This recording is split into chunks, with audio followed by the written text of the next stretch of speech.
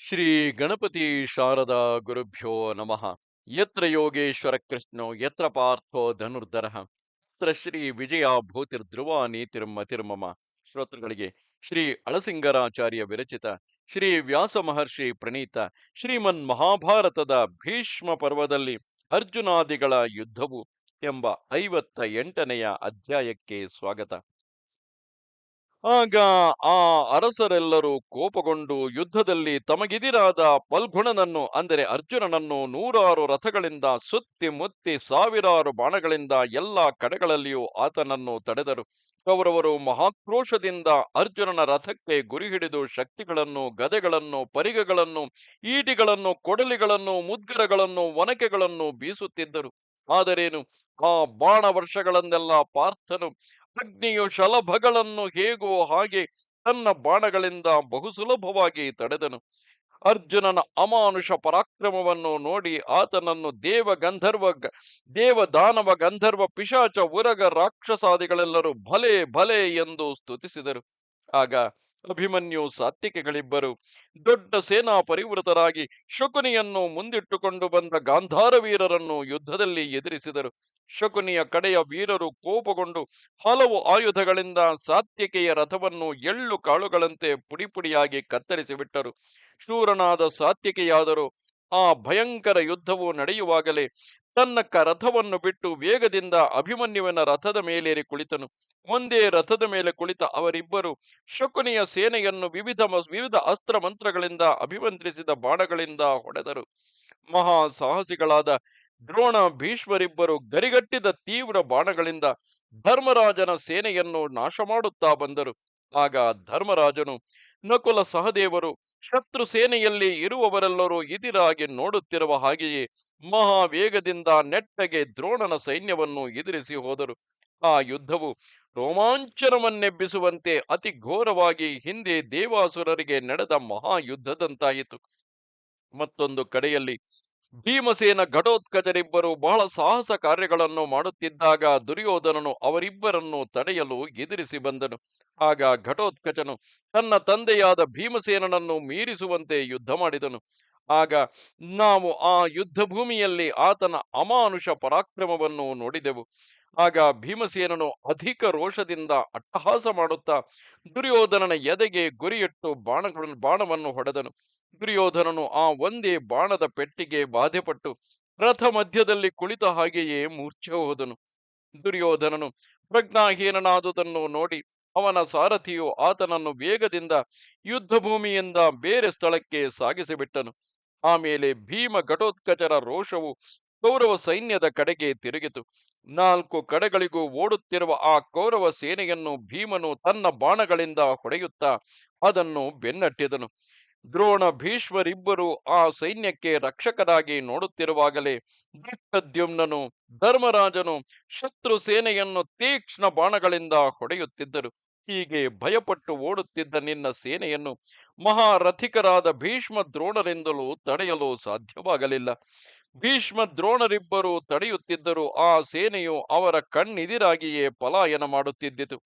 ಹೀಗೆ ನೂರಾರು ಮಂದಿ ರಥಿಕರು ಭಯಪಟ್ಟು ಓಡುತ್ತಿರುವುದನ್ನು ನೋಡಿ ಒಂದೇ ರಥದಲ್ಲಿ ಕುಳಿತಿದ್ದ ಅಭಿಮನ್ಯು ಸಾತ್ವಿಕೆಗಳಿಬ್ಬರು ಮತ್ತಷ್ಟು ಉತ್ಸಾಹದಿಂದ ಶಕುನಿಯ ಸೇನೆಯನ್ನು 4 ಕಡೆಗಳಲ್ಲಿಯೂ ಧ್ವಂಸ ಮಾಡಿದರು. ಆಗ ಅಭಿಮನ್ಯು ಸಾತ್ವಿಕೆಗಳಿಬ್ಬರು ಅಮಾವಾಸ್ಯೆಯ ದಿನದಲ್ಲಿ ಚಂದ್ರ ಸೂರ್ಯರಿಬ್ಬರು ಸೇರಿ ಪ್ರಕಾಶಿಸುವಂತೆ ಕಂಗೊಳಿಸಿದರು. ಬದಲಾಗಿ ಅರ್ಜುನನು ಮೇಘವು ಮಳೆಯನ್ನು ಸುರಿಸುವಂತೆ ನಿಮ್ಮ ಸೈನ್ಯದ ಮೇಲೆ ಬಾಣವರ್ಷವನ್ನು ಸುರಿಸಿದನು.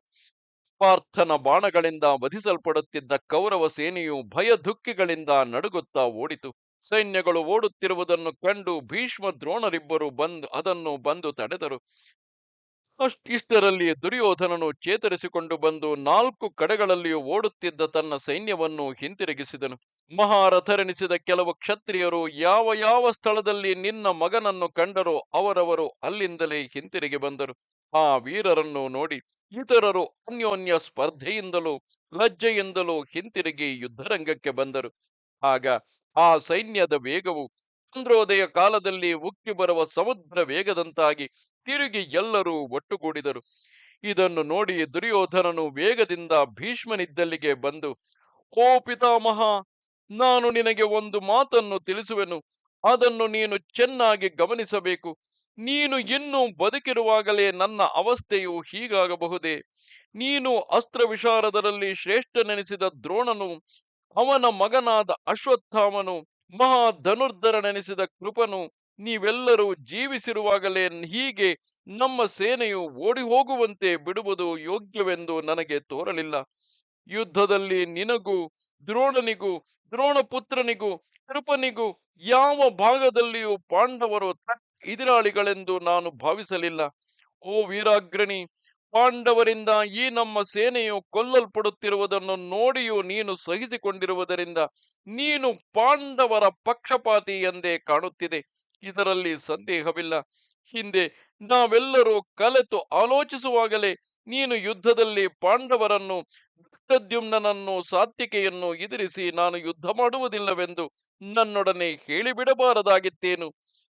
ಆಚಾರ್ಯನು, ಕೃಪನು ಮತ್ತು ನೀನು ಈ ಮಾತನ್ನು ಆಗಲೇ ಹೇಳಿದ್ದ ಪಕ್ಷದಲ್ಲಿ ನಾನು ಕರ್ಣನೊಡನೆ ಸೇರಿ ಮುಂದೆ ಮಾಡಬೇಕಾದ ಕಾರ್ಯವೇನು ಎಂಬುದನ್ನು ಆಗಲೇ ಆಲೋಚಿಸಿ ನಿಶ್ಚಯಿಸುತ್ತಿದ್ದರು. ಪುರುಷ ಶ್ರೇಷ್ಠರೇ, ಈಗಿನ ಯುದ್ಧದಲ್ಲಿ ನೀವು ನನ್ನನ್ನು ಕೈಬಿಡುವುದು ಯೋಗ್ಯವಲ್ಲವೆಂದು ನಿಮಗೆ ತೋರಿದ್ದರೆ ಈಗಲೂ ನೀವು ನಿಷ್ಕಪಟವಾದ ಪರಾಕ್ರಮದಿಂದ ಯುದ್ಧ ಮಾಡಿರಿ ಎಂದನು.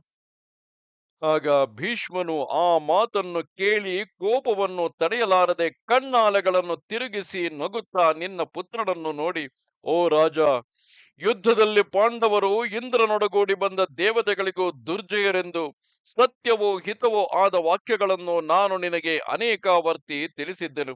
ವಯಸ್ಸು ಕಳೆದು ವೃದ್ಧನಾಗಿ ಆಯುಕಾಲವು ಮುಗಿಯುತ್ತಾ ಬಂದಿರುವ ನನಗೆ ಈಗಲೂ ಎಷ್ಟು ಮಟ್ಟಿಗೆ ಸಾಧ್ಯವೋ ಅದನ್ನು ನಾನು ಮಾಡುತ್ತಲೇ ಇರುವೆನು. ಚಿಂತೆಯಿಲ್ಲ. ಈಗಲೂ ನನ್ನ ಶಕ್ತಿಗನುಸಾರವಾಗಿ ಏನನ್ನು ಮಾಡಬಹುದೋ ಅದನ್ನು ಮಾಡುವೆನು.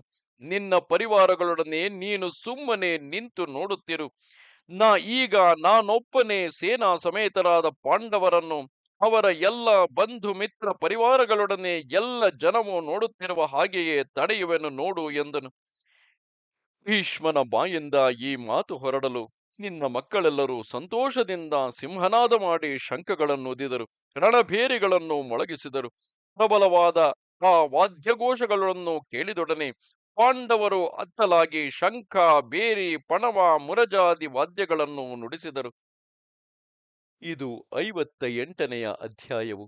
ನಮಸ್ತೆ ಶಾರದೆ ದೇವಿ, ಕಾಶ್ಮೀರ ಪುರವಾಸಿನಿ, ತ್ವಾಮಹಂ ಪ್ರಾರ್ಥಯೇ ನಿತ್ಯಂ, ವಿದ್ಯಾದಾನಂಚ ದೇಹಿಮೆ. ನಮಸ್ಕಾರ.